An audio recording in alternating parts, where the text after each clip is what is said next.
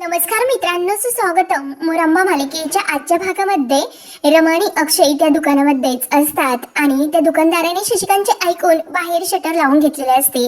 त्यामुळे रमा वैतागून म्हणते की आहो आता इथून बाहेर कसे पडायचे, काय करणार. आणि तेवढ्यात रमाच्या अंगावर तेथील सर्व बाहुल्या खाली पडतात. तेव्हा अक्षय रमाला शोधत असतो. तेव्हा रमाही तेथे त्या बाहुल्यामध्येच असते आणि ती अक्षयला आवाज देते. तर अक्षयला खूप गोड हसू येते आणि तो रमाकडे फक्त बघत असतो. तेव्हा रमा म्हणते की आहो हसता काय तुम्ही, आता आवरून घ्या हे सर्व. तेव्हा अक्षय रमाला म्हणतो की इतक्या सर्व गोड गोड बाहुल्यामध्ये माझी ही एक गोड बाहुली आहे. तर रमा खुश होऊन अक्षयकडे पाहत असते आणि लाजते. तर अक्षय तिची गंमत करण्यासाठी तिच्या अंगावर एक बाहुली फेकतो. तेव्हा दोघांना तर खूप हसू येते. त्यानंतर इकडे रेवा ही शशिकांतला विचारते की बाबा काय झाले. तेव्हा शशिकांत रेवाला म्हणतो की काय झाले काय विचारते. अगं जो घोळ घालून ठेवला तो निस्तारून आलो मी.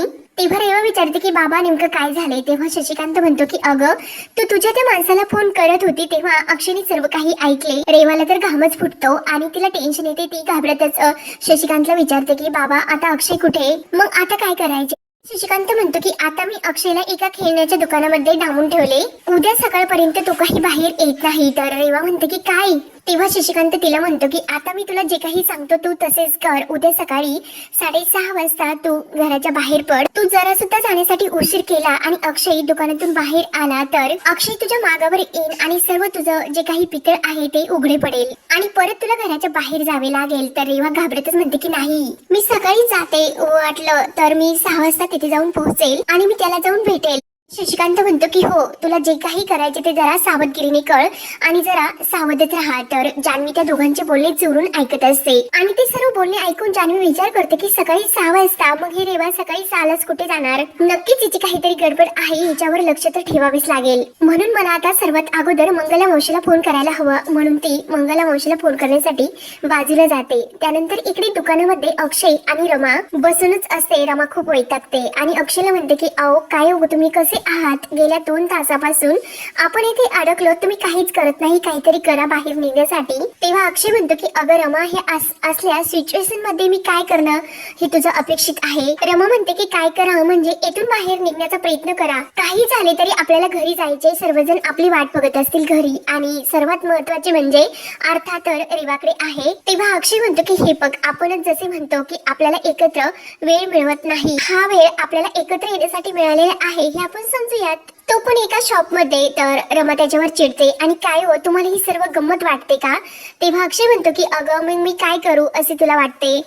रमा तर खूपच वैतागते आणि ती अक्षयला म्हणते की तुम्ही नेहमी रमाच्या उलटे वागा. तेव्हा अक्षय म्हणतो की मग रमा मग मारू. मग लगेच अक्षय तिला मारायला लागतो आणि तूच आता म्हटली होती की रमाच्या उलट वागा म्हणून. रमा म्हणते की काय हो किती फालतू जोक मारता तुम्ही. तर अक्षय म्हणतो की तूच तर म्हटली होती, तू जशी म्हणली तसेच मी वागतो. तर अक्षय तिला विचारतो की मला एक गोष्ट सांग की माशांचे आवडते खाद्य काय. अक्षय म्हणतो की पोहेच. तर म्हणूनच त्यांना पोहता येते. तर रमाला हसूच येत नाही, तरी सुद्धा ती वैतागलेलीच असते. तेव्हा अक्षय म्हणतो की मग आता काय करावे या वेळेला असे तुला वाटते. आणि आताच्या या घडीला मी दुसरी काहीच करू शकत नाही.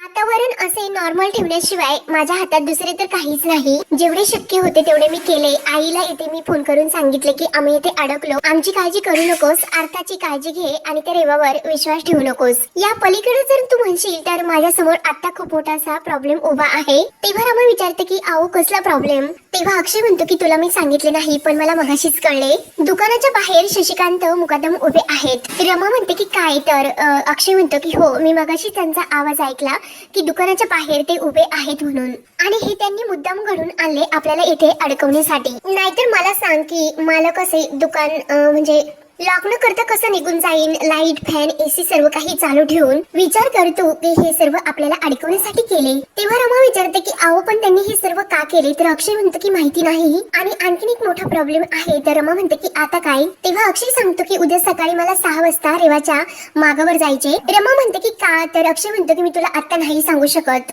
रमा म्हणते की अहो असे काय आहे की तुम्ही मला आता सांगू शकत नाही.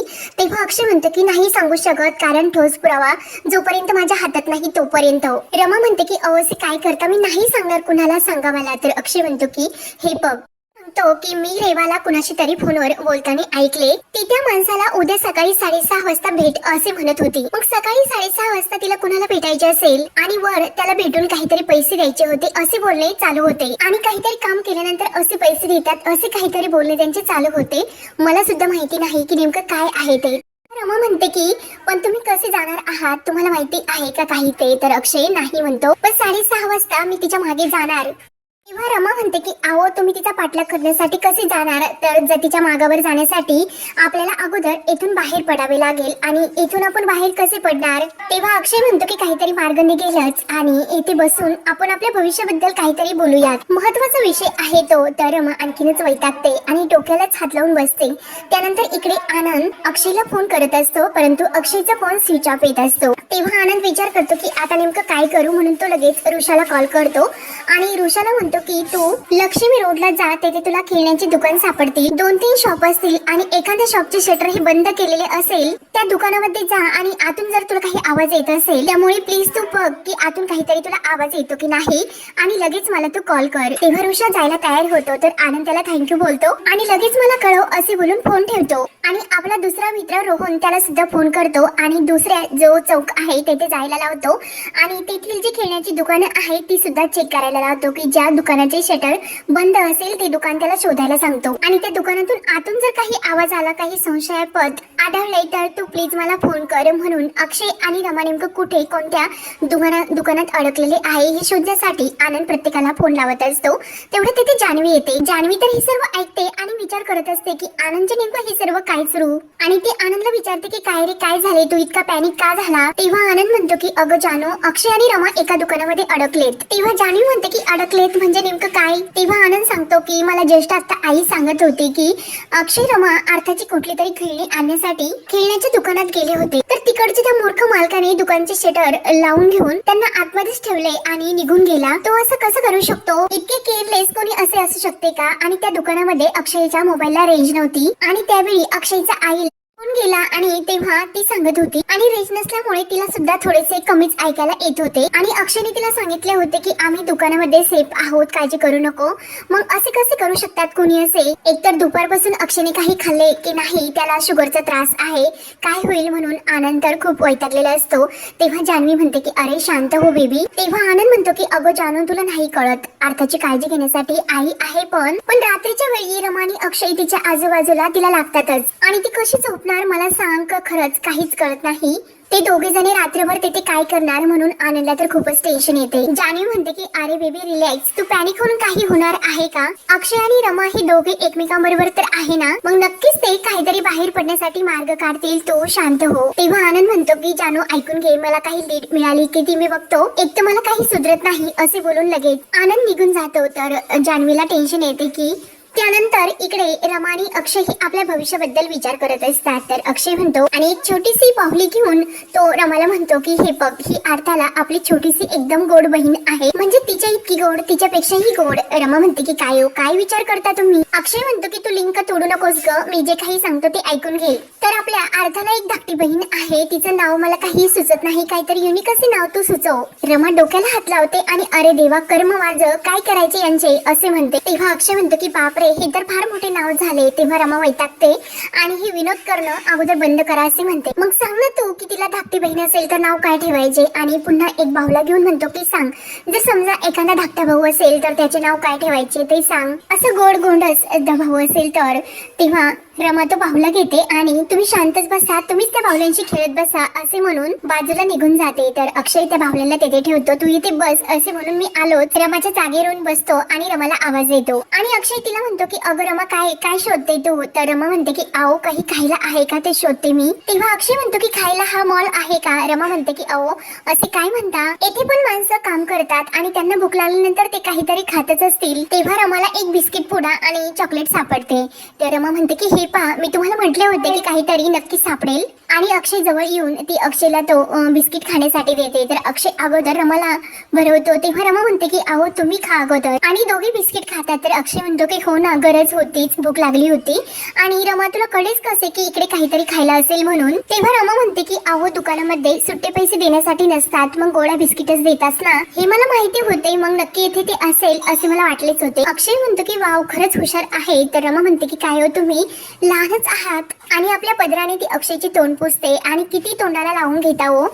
अक्षय मुद्दाम आपल्या मिशनला आणि तोंडाला ते बिस्किट लावून घेतो, कारण रमा पुन्हा पुसणार असं त्याला वाटत असते. तेव्हा रमा आपल्या साडीच्या पदराने पुन्हा त्याचे तोंड पुसते आणि परत रमाला म्हणतो की अगं नाव सांग पटकनी, काय हे आपल्या भविष्यातील खरंच खूप महत्वाचे आहे आपल्यासाठी. अर्थाच्या धाकट्या बहिणीचे काय नाव असेल. तेव्हा रमा खुश होऊन ती बाहुली आपल्या हातात घेते आणि खुश होऊन म्हणते की पृथा. तर अक्षय हातात पुन्हा बाहुला घेतो आणि रमाला विचारतो की जर भाऊ झाला तर त्याचे नाव काय ठेवायचे. तर रमा म्हणते पृथ्वी. तर ते ऐकून अक्षय खूप खुश होतो आणि छान नाव आहे असे म्हणतो, पृथा आणि पृथ्वी. पण आता पृथ्वा किंवा पृथ्वीचा जन्म व्हायचा असेल आणि ते बाहुले जरा बाजूला करतो, तुम्हाला बाजूला व्हावे लागेल कारण मला हिच्या जवळ जावे लागेल. तर रमा खूप लाजते आणि काय हो ही जागा आहे का. तर अक्षय म्हणतो की कोण आहे इकडे, आपण दोघेच ना. तेव्हा रमा तर आणखीन लाजते. त्यानंतर इकडे आनंद आणि जान्हवी झोपलेले असतात. जान्हवीला काही झोप लागत नसते आणि आनंदने तिला सांगितलेले असते की अरे यार जानू, अक्षय आणि रमा एका दुकानात अडकलेले आहेत. आणि रेवा आणि शशिकांतचे बोलणे सुद्धा तिला आठवते. ती विचार करून म्हणते की ह्या सर्व गोष्टी एकत्रच कशा आल्या असतील आणि उठून बसते आणि विचार करते की रेवा सकाळी 6:30 ला घराच्या बाहेर पडणार आहे. अक्षय रमा दुकानात अडकले, काहीच कसे कळत नाही. हे तर काही ठरलेले तर नसेल ना. आणि त्या रेवाचे नक्की काहीतरी करावे लागेल आणि बेबीशी जर आता बोलायला गेले तो परत पॅनिक होईल. नको नको, त्याला आता झोपून दे. पण मी काय करू. आणि मी जर अशी इथे झोपून राहिले, रेवा निघताना मला जागच आली नाही तर. त्यामुळे मी एक काम करते आज हॉलमध्ये झोपते, म्हणजे रेवा कुठे जाते यावर माझे लक्ष राहील. आणि हीच आता गुड आयडिया असेल. तेव्हा जान्हवी उठते आणि हॉलमध्ये झोपायला जाते. त्यानंतर इकडे रमा आणि अक्षय सुद्धा एकमेकांसोबत झोपे गेलेले असतात. अक्षयला जाग येते आणि तो घड्याळात पाहतो तर 5:45 वाजलेले असतात. आणि रमाला अलगद थोडासा बाजूला करून तो झोपी लावतो आणि इथून बाहेर कसे निघायचे याचा रस्ता शोधत असतो. तेव्हा त्याला तिथे काही चाव्या सापडतात आणि लगेच तो शटर उघडतो आणि लगेच घाईने रमाला उठवतो आणि दार उघडले असे सांगतो. तर रमा म्हणते की कसे काय, कुणी आले होते का. तर अक्षय म्हणतो की नाही ग, मीच उघडले, 6 वाजले, मला जाग आली आणि यांच्या ड्रॉवर मध्ये काही मिळते का हे पाहण्यासाठी गेलो होतो. तेव्हा मला त्यांच्या हे शटरची किल्ली सापडली आणि त्यांच्या टॉयलेटची मी खिडकी फोडली आणि त्यातून उडी मारून बाहेर आणून हे शटर उघडले. रमा म्हणते की काय हो तुम्ही व्यवस्थित तर आहात ना. तर अक्षय म्हणतो की मी ठीक आहे, 6 वाजत आले, मला रेवाच्या मागावर जायचे आहे, तू तोपर्यंत घरी जा. तेव्हा रमा म्हणते की 1 मिनिट, तुम्ही कुठल्या एरियामध्ये जाणार आहात हे तुम्हाला माहिती आहे का. तेव्हा अक्षय म्हणतो की अगं गोलगेट मार्केट जवळ मला जायचे, चल आता लगेच उठ. आणि रमा आणि अक्षय बाहेर येतात. तर अक्षय गाडीमध्ये बसतो आणि निघून जातो. तेव्हा रमा ही सुद्धा घरी जायला निघते आणि हा भाग येथे संपतो. भागामध्ये अक्षय त्या ठिकाणी येऊन पोहोचतो. तेव्हा तो गुंड रेवाशी बोलत असतो की मॅडम लवकर पोहोचायचे, नाहीतर तुमचं भिंग फुटल्याशिवाय राहणार नाही. तेव्हा अक्षय मागून येतो आणि त्याची चांगली धुलाई करतो. तेव्हा अक्षय त्याला म्हणतो की रेवा मुकदमला तो ओळखत नाही, कुणाशी बोलत होता तू. तेव्हा अक्षय त्याची खूप पिटाई करतो आणि तो लगेच तिथून पळून जायला निघतो.